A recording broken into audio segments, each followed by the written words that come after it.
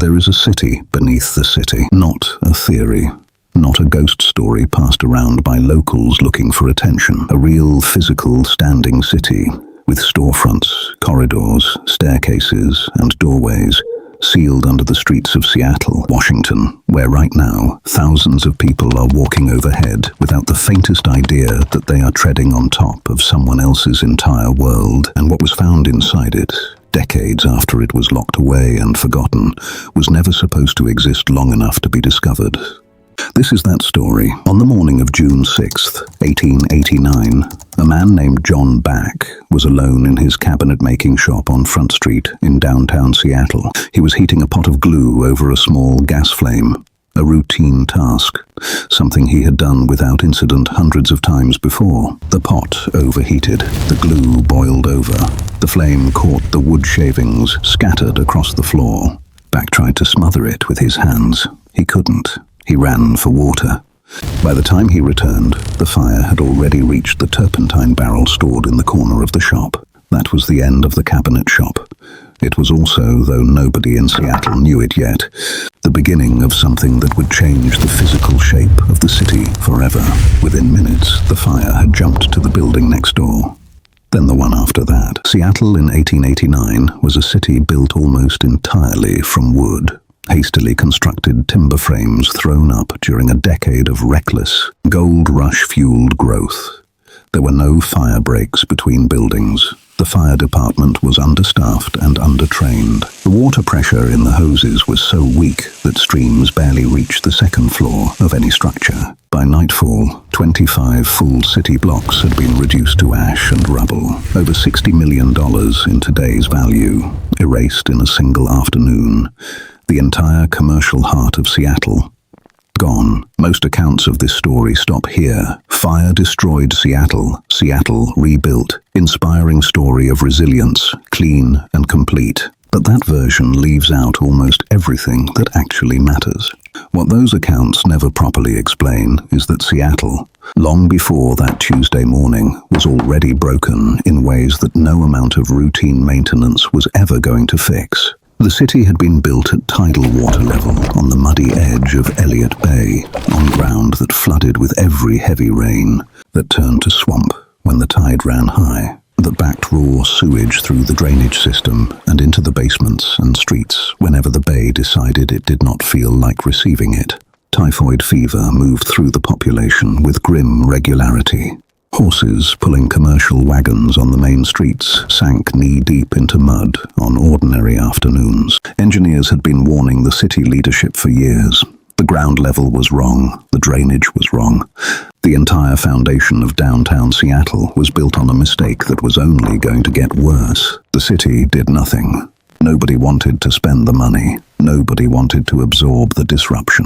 And then John Back's glue pot boiled over, and the decision was made for them. When Seattle's civic leaders sat down to plan the reconstruction, they understood something that does not get said loudly enough in the history books. When everything is already ash, rebuilding is not only a cost, it is a rare and irreplaceable opportunity.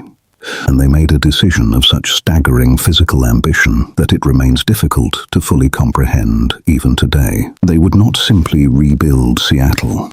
They would raise it, fill in the tidal flats, regrade the hills, physically elevate the entire downtown core by an average of 22 feet. 22 feet. The full height of a two-story house. They proposed to move the ground level of a living, functioning city upward by the height of a building. And they actually did it. But here is where the story stops being about engineering and starts being about something far stranger. The buildings went up first, constructed at the original ground level, while the regrading was still years away from completion. Seattle's new storefronts and commercial buildings rose from the same mud the fire had cleared, and this created a situation nobody had fully thought through.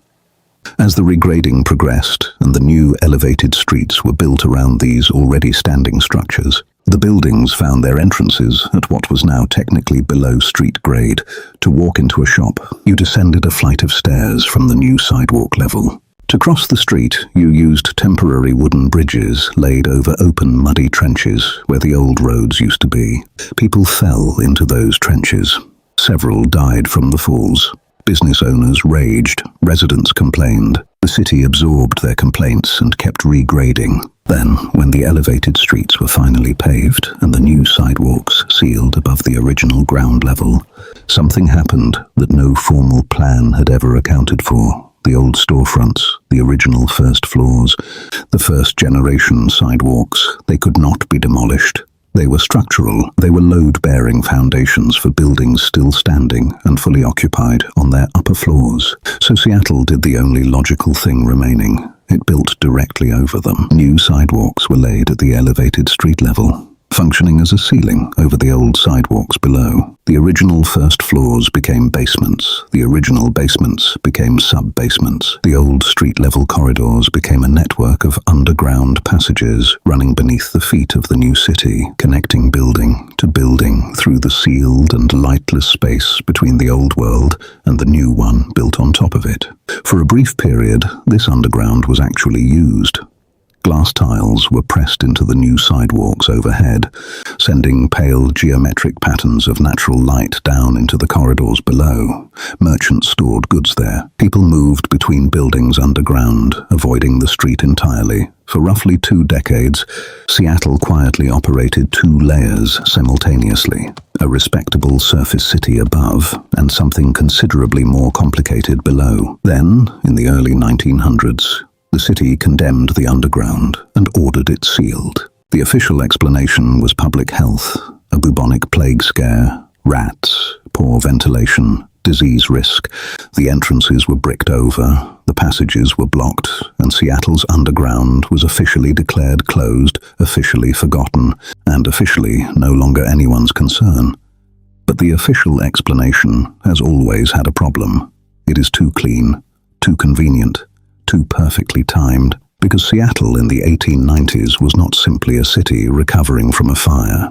It was a boomtown running at full throttle, flooded with more money and more desperate people than any civic institution could realistically manage. The Klondike Gold Rush of 1896 had transformed Seattle overnight into the single most important gateway to Alaska. Tens of thousands of prospectors moved through the city in waves, outfitting themselves, spending freely, sleeping wherever they could find a bed. Hotels were packed, saloons ran around the clock. And with that volume of transient wealth came everything that transient wealth has always attracted throughout human history: gambling operations, opium trade, and the kind of commerce that survives precisely because it has no official address. The underground passages were not simply leftover architecture from the regrading. They were operational. They allowed movement through a significant portion of Seattle's commercial core without ever appearing on the street, without being seen, without being tracked, without leaving any surface record of where you had been or what you had done. Businesses ran down there that no city directory would ever list. Money changed hands in those corridors that no tax record would ever reflect. And some of the passages found later went considerably further than the regrading project alone could explain. Some had been deliberately excavated, dug with purpose, not accident. This is where the story moves into territory that changes the meaning of everything that came before it. Seattle's Chinatown, the neighborhood now called the International District, was, in the late 1800s, home to a large, established, and deeply vulnerable Chinese community. In February of 1886, a coordinated white mob moved through the city and forcibly expelled nearly the entire Chinese population of Seattle. Families were dragged from their homes at gunpoint and loaded onto waiting ships. It was organized, it was brutal, and it was one of the most violent acts of ethnic cleansing in the history of the American West. The community eventually returned. The danger did not leave with them. Anti-Chinese violence in Seattle was not an isolated incident. It was a pattern. It was structural. And it persisted for decades. Now look again at those deliberately dug tunnels beneath the city, passages that allowed people to move through Seattle's underground without appearing on its surface, in a city where being seen on the surface, being identifiably present on the street, meant being exposed to mobs and legal persecution and organized violence. Those passages were not commercial infrastructure. They were escape routes. They were hiding places. They were the physical record of what it cost to exist in Seattle if Seattle had decided you did not belong above ground. The underground of Seattle was not just a shadow economy. In places, it was a refuge, built by people who had been pushed so far to the margins of the city's official life that they had no choice but to carve out space beneath it. In 1965, a journalist named Bill Speidel began leading tours through the accessible portions of Seattle's underground and published a book that tore apart the city's heroic founding mythology with uncomfortable precision. The tours became famous. They still run today, but what visitors walk through is one small, stabilized, carefully managed section of a much larger network. Deeper sections, found during utility repairs, stumbled upon during construction projects, noticed by maintenance workers who heard hollow sounds beneath certain streets, remain unmapped and officially unacknowledged. Some have not been entered in living memory. Walk through downtown Seattle today. The coffee shops, the offices, the tourists with their phones out. Beneath the sidewalk under your feet, 22 feet down, there are doorways still standing in the dark. Elves in moments that felt temporary before the city was sealed above them, and the temporary became forever. There are rooms down there that were not sealed because they had run out of use.